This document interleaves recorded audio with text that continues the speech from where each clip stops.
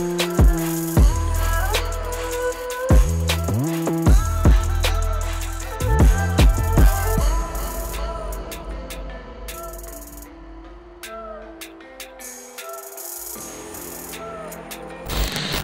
everyone, we are at Grid Life at Lime Rock and we are at Ryan Turk's pit, and there's a lot of cool Toyotas here and one Nissan, right? Yep. One Nissan. Two Nissans. Two Nissans. They're sprinkled in there. Yeah, they invaded a little bit. So Seamus is gonna tell us a little bit about the Celica, as well as this really amazing pace car Supra. So you did a lot of the work on both of these? So this car is as it would have been, the pace car is as it would have been in 1995 for the IndyCar series. So Toyota provided vehicles or made some sort of a deal with the IndyCar series and PPG in order for them to take the car, prep it. It was made into a pace car. I believe they built 5 of them. And then they were run in the 95 season as pace cars for a few events regionally. I think they spread the cars out. They did some media stuff for that calendar year, 95, 96. So, but you're like the caretaker now, or what do you do? So I have a client that has 2 of these original cars. I believe the 2 manual turbos that they made, I think the other ones were automatic. So he has the 2 surviving manuals. This car is absolutely untouched as it would have been in 95. And then we have another, basically the sister car to this that we call the Bastard Child, which is, you know, gets heavily modified, built motors. It's had a bunch of different turbo setups and this and that. He's run it, he's drag raced the car. So after IndyCar, Toyota, I believe, brought a driver from Japan and prepped the car for Pikes Peak. So I think it did Pikes Peak Hill Climb. Wait a minute, this? Not this one, the sister car, the one we're not afraid to modify. Drove, I think. Reese Millen drove that one, right? Or was it a Japanese driver? It was a Japanese driver. I believe the car got rolled off the mountain. That would explain why it has a replaced roof panel.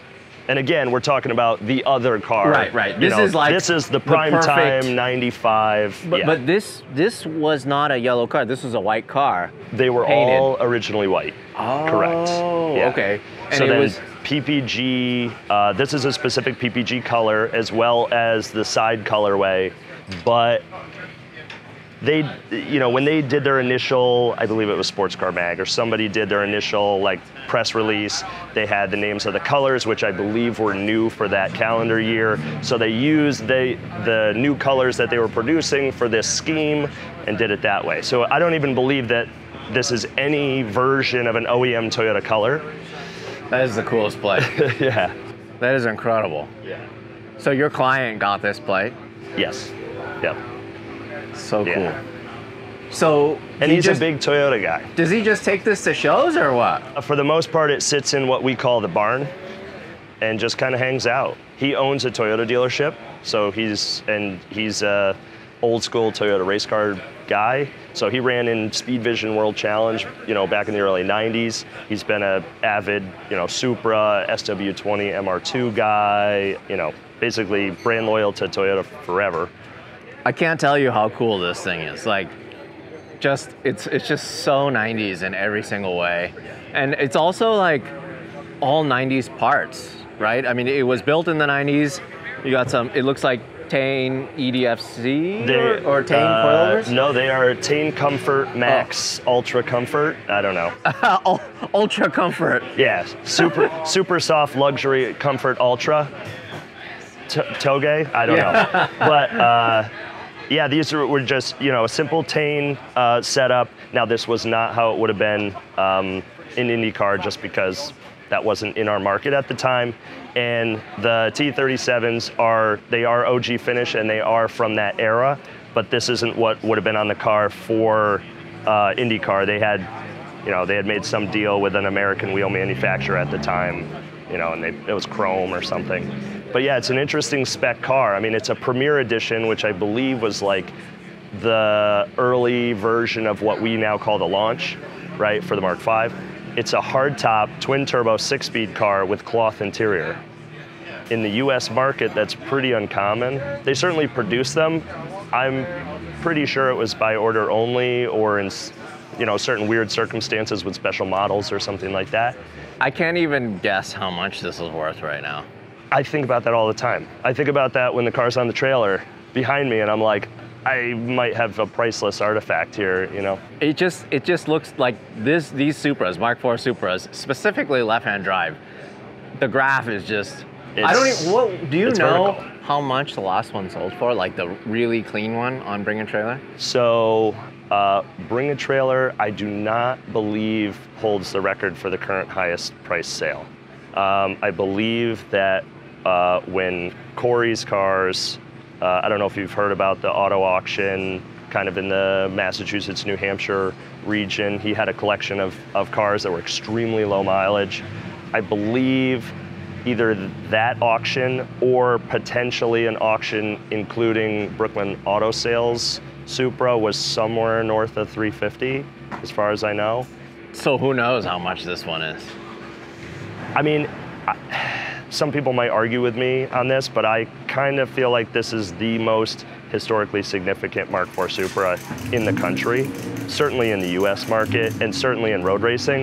You know, there have been lots of fast, recognizable, drag race guys over the years, Ryan Woon, Vinny 10, those guys that were sort of like pioneers at the time in the Mark IV chassis. But in terms of circuit racing and pedigree and big spectator racing in the US, I mean, I really think that this is it. And it's the best spec of the best car of its time. Yeah, I mean, why do you even need leather seats, right? Cloth seats, lighter. Right. I think, now it is a VIN car. It does have a VIN number, which, you're no stranger to working with media cars. You know that a lot of them are pre-production and they get crushed and they don't have VINs and they're not really ever supposed to live on. This was a VIN car. This was slated for production, sale, at retail. So why does it have cloth interior?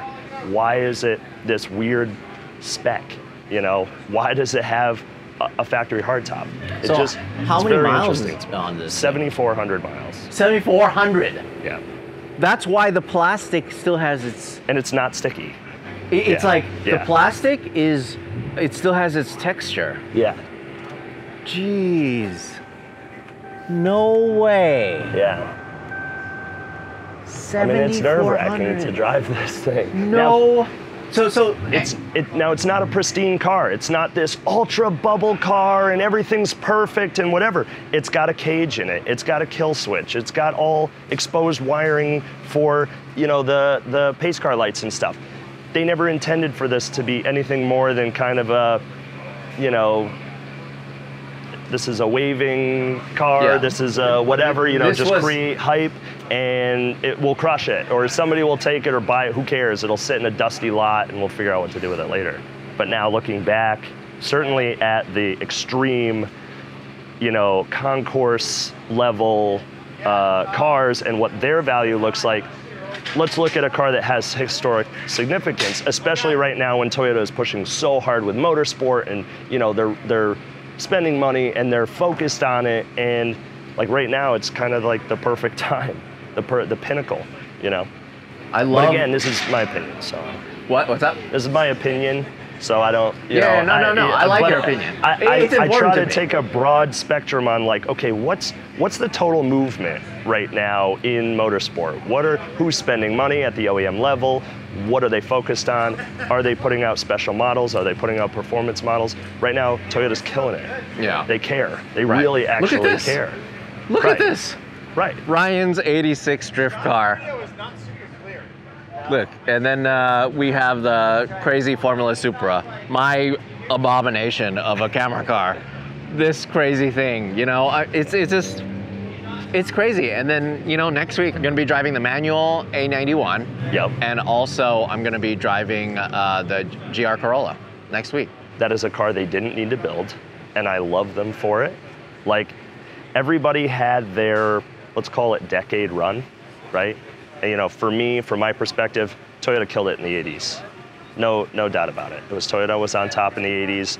Honda really came into their prime in the 90s. That's what we know as the golden era Hondas. I think early 2000s was kind of up for grabs with Subaru putting money in, spending money on media and marketing, WRC and this and that. And then there was kind of like a vacuum of power. And people, you know, these manufacturers have had the opportunity to reach out and grab it and grab the inspiration of the customer base, you know. And I think Toyota finally realized and was like, whoa, we got to get back to the motorsport stuff. I like this 84-month warranty, Toyota True Start. Yeah. It's the original battery. No, I'm just kidding. Actually, up until Monday, it was the original timing belt in the car.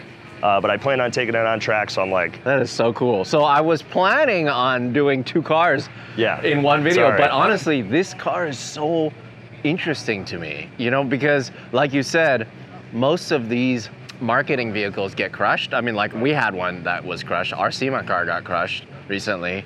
And it, you know, as much as it makes me sad, you know, I get it. It was a binless car, was never meant to be something that is on the road. But this was like a production car that was turned into this thing. Yeah, so just so cool. I love it so much. I'm so glad somebody had the forethought to save it all these years. Untouched. I bet you at one point, this was probably, I don't know, maybe $20,000. Maybe. I know, like a, who knows? Yeah, maybe with it, so like at the bottom of the market, right? People look at it, they're like, yeah, it's got a cage. I don't know. The mileage, I mean, 7,400 miles. That's true. And like 3,000 of those miles were put on in the last 8 years. So like this thing was a baby. It's still a baby, but it was a baby back then. I think this always would have been like a $40,000, $50,000 car, you know, plus or minus for the things that are done and its pedigree and whether they thought it was important at that time. But now it's just timeless. I mean, who knows? So cool. Awesome. Well, I can't wait to see you drive this on track tomorrow. Can't wait to see that. We got to mount some GoPros on it. And yeah, grid life, man. All right, so in the next video, you're going to see things about this Celica here.